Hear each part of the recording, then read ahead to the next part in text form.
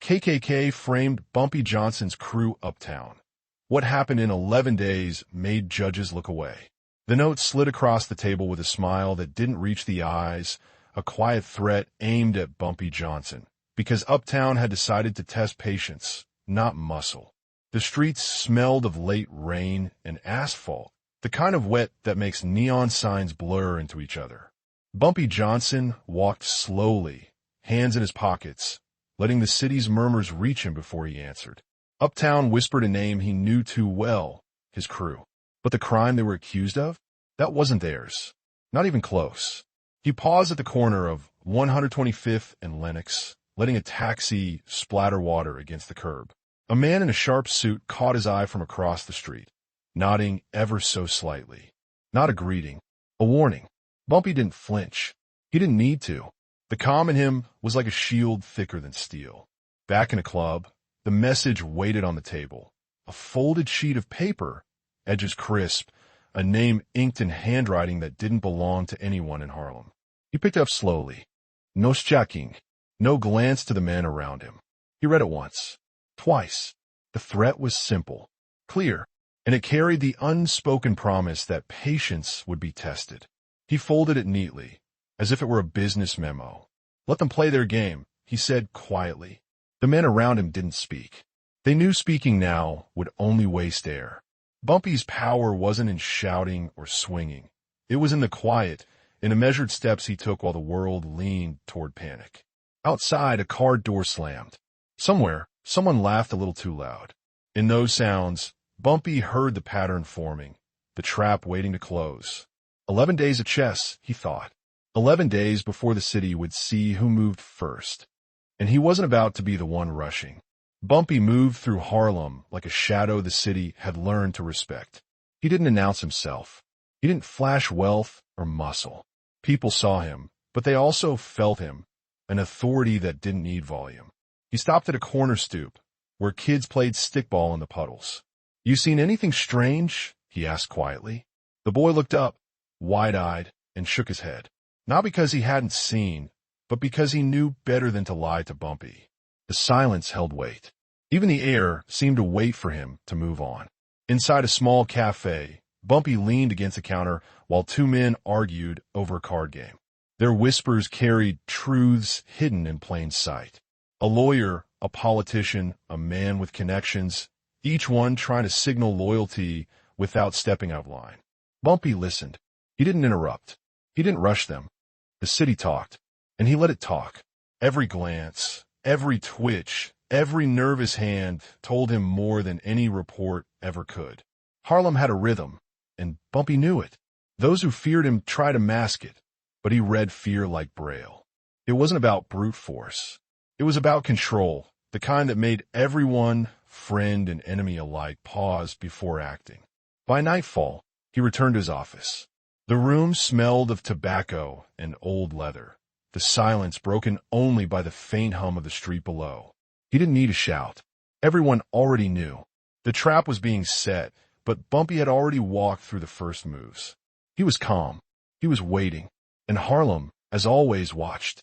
The next morning arrived polished, the kind of day that felt too tidy to be real.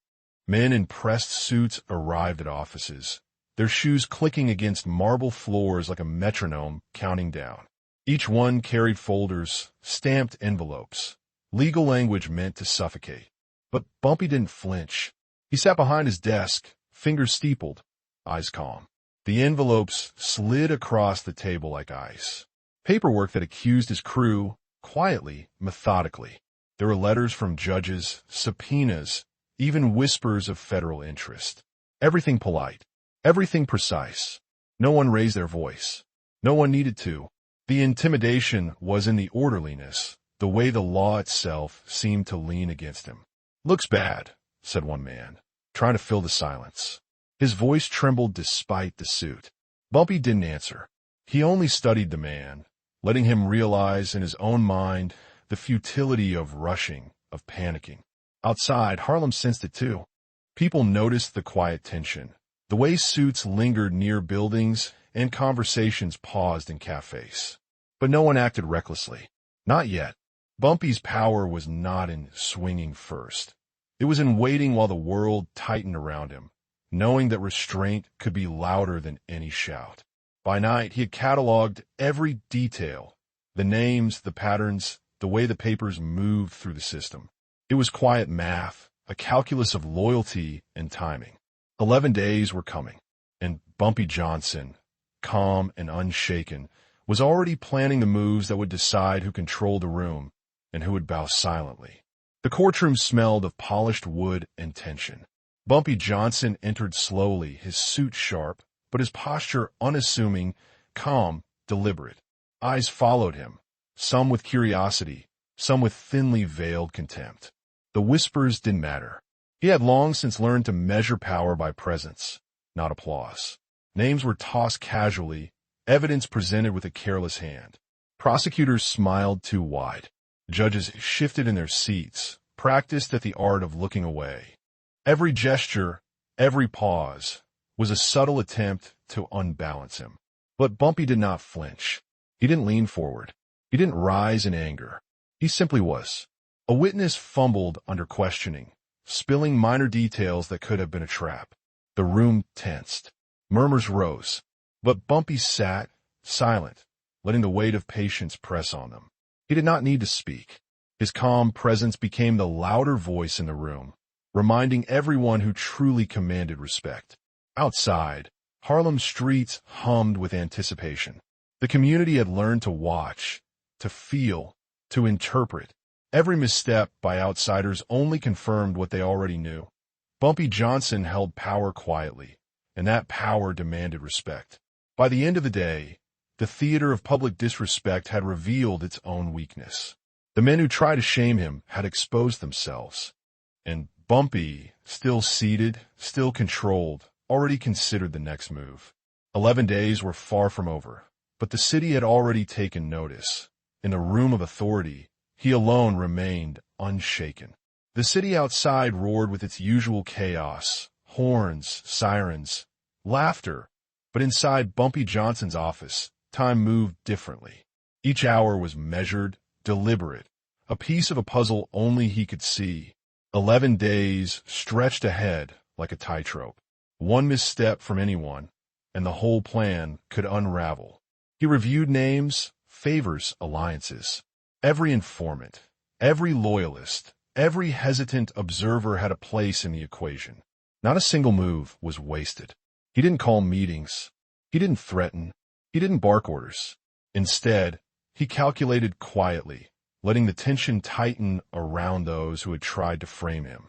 Outside men tried their usual intimidation, slight nods from cars, subtle glances from windows, but Bumpy treated them as background noise. In Harlem, everyone learned quickly. Johnson's calm was not indifference. It was control. And control was far more dangerous than anger. By the 5th day, letters had gone unanswered, whispers had multiplied, and the pressure from clean suits and loud mouths had begun to crack in predictable ways. He walked through Harlem each night, greeting those who mattered, acknowledging loyalty with a nod, a word, a presence that carried weight without sound. The 11th day arrived like a slow storm. Everything was aligned. Every paper, every witness, every hesitant agent of the law had played into a pattern only Bumpy had foreseen. By the time anyone realized the trap had been anticipated, it was too late. Patience had won. Restraint had controlled the chaos. And the streets of Harlem, as always, had watched the quiet math unfold, knowing their king moved carefully, always 3 steps ahead. The storm finally passed, leaving Harlem slick and quiet under streetlights that glinted off wet asphalt. 11 days had tested patience, loyalty, and nerve, but Bumpy Johnson remained, calm and unshaken, the pivot around which the city's chaos had spun. Inside his office, the evidence of his crew's innocence lay untouched on the desk, papers still neatly stacked. The men who had tried to manipulate the law, to play puppet master with lives, had already learned what many before them had discovered.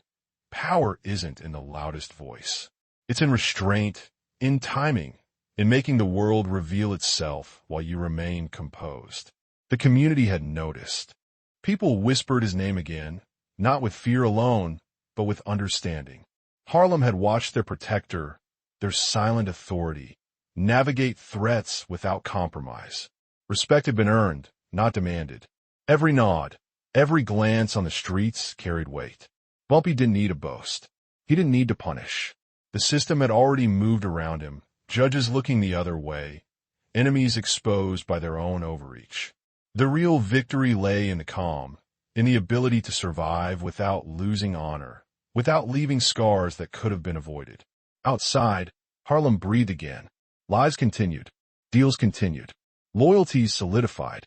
And in the quiet corners, where the city's pulse slowed after chaos, one thing was certain. Bumpy Johnson's legacy wasn't measured in violence or headlines. It was measured in the silent, undeniable power of a man who could stand still while the world tried to push him over. Harlem remembered, and that memory would outlast any storm.